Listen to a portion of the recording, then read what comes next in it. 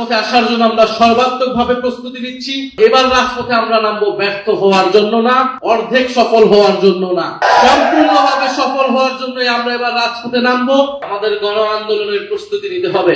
গণ আন্দোলনের বিকল্প ছাড়া এই সরকার কোনোভাবেই এই সংস্কারের অধ্যাদেশ, এই সংস্কারের প্রতিশ্রুতিগুলো বাস্তবায়ন করবে না।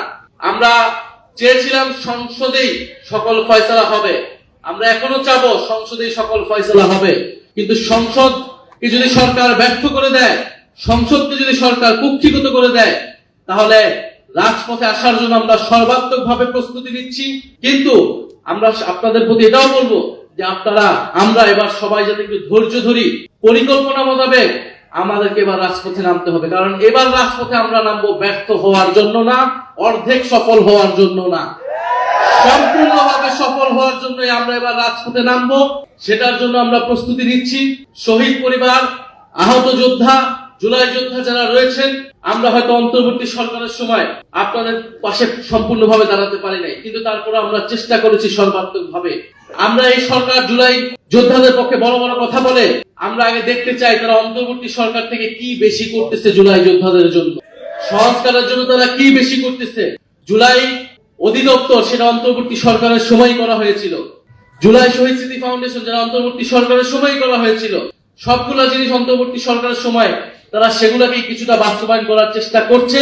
অনেক জায়গায় সেগুলোতেও তাদের অনীহা দেখা যাচ্ছে। ফলে আপনাদের প্রতি আহ্বান থাকবে, অনুরোধ থাকবে, আমরা আবারও প্রস্তুতি নিচ্ছি, আমরা আবারও ঐক্যবদ্ধ আছি।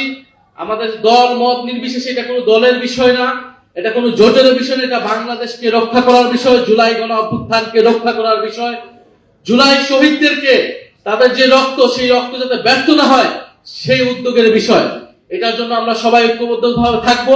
এবার রাজপথের আন্দোলনে আপনারা সন্তান হারিয়েছেন, কেউ পা হারিয়েছেন, কেউ হাত হারিয়েছেন, এবার আপনারা সামনে নয়, এবার আজকে এই মঞ্চে যারা বসে আছি আমরা সবার সামনের সারিতে থাকবো। গুলি আসলে বুকে আগে আমাদের গুলিতে আসবে, আমাদের বুকে আসবে।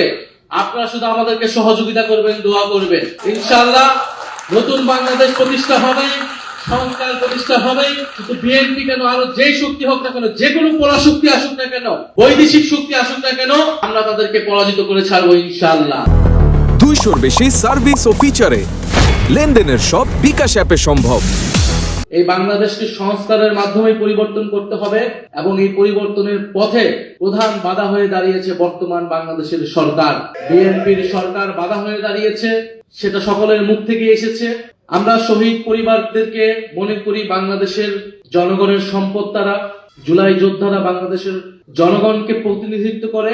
আমরা শহীদ পরিবার এবং জুলাই যোদ্ধাদের নিয়ে কোনো রাজনীতি কখনোই করতে চাই নাই, কখনোই করব না। কিন্তু জুলাই শহীদ, জুলাই যোদ্ধাদেরকে বর্তমান সরকার, বিএনপি, তারা নানাভাবে ব্যবহার করার চেষ্টা করছে।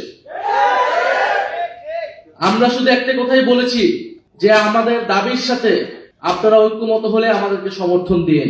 আমরা বলেছি বাংলাদেশে গণতন্ত্র প্রতিষ্ঠা হতে হবে, কথা বলার স্বাধীনতা থাকতে হবে, বৈষম্য দূর করতে হবে, আধিপত্যবাদ থেকে মুক্ত করে বাংলাদেশকে স্বাধীন এবং সার্বভৌম রাষ্ট্র হিসেবে আত্মপ্রকাশ করতে হবে, বাংলাদেশের অর্থনীতির উন্নয়ন করতে হবে, দুর্নীতি এবং লুটপাটের বিচার করতে হবে।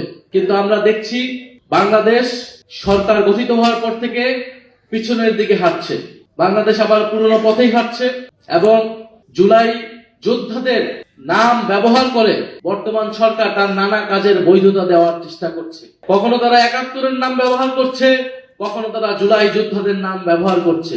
তারা আসলে কোনোটাকেই ধারণ করে না।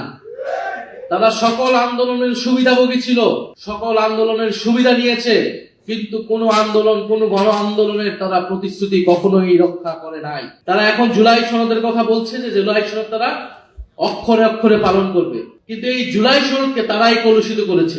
এই জুলাই সনদের তারা প্রত্যেকটা জায়গায় তারা লিখেছে, জোর করে সেই সময় ঐক্যমত কমিশনকে দিয়ে লিখিয়ে নিয়েছিল যে যেই দল ক্ষমতা আসবে সেই দল তার ইস্তিহার অনুযায়ী সংস্কার করবে। তারা প্রথমে আপনাকে দেখাবে জুলাই সনদ যে আমি অক্ষরে অক্ষরে বাস্তবায়ন করছি, পরে দেখাচ্ছে যে তাদের দলীয় ইস্তিহার। জুলাই সনদ তো তার দলীয় ইস্তিহার হতে পারে না। জুলাই সনদ তাদের দলীয় ইস্তিহার যদি তারা বাস্তবায়ন করবে, তাহলে এত ঐক্যমত, এত আলোচনার কোনো প্রয়োজন ছিল না। ঠিক আছে, তাদের দলীয় ইস্তিহার, সেই ইস্তিহার তারা কতটুকু পালন করছে? সেই ইস্তিহারে, সেই ৩১ দফায় তারা যতটুকু কমিটমেন্ট করেছিল, সেই কমিটমেন্ট গুলাও তারা ভঙ্গ করে গেছে। আমরা শেখ হাসিনার সময় যে পুলিশ ছিল, সেই পুলিশ ক্রমান্বয়ে পুলিশ লীগ হয়ে গিয়েছিল।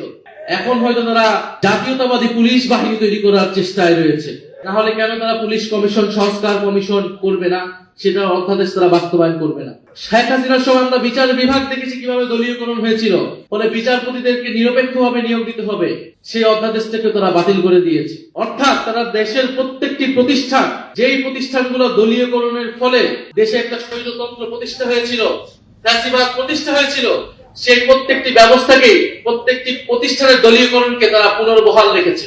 এটার মাধ্যমে তারা এটাই বার্তা দিতে চায় যে তারা সংস্কারের কথা, জুলাই সনদের কথা, জুলাই গণঅভ্যুত্থানের কথা মুখে বলবে কিন্তু অন্তরে ধারণ করবে না।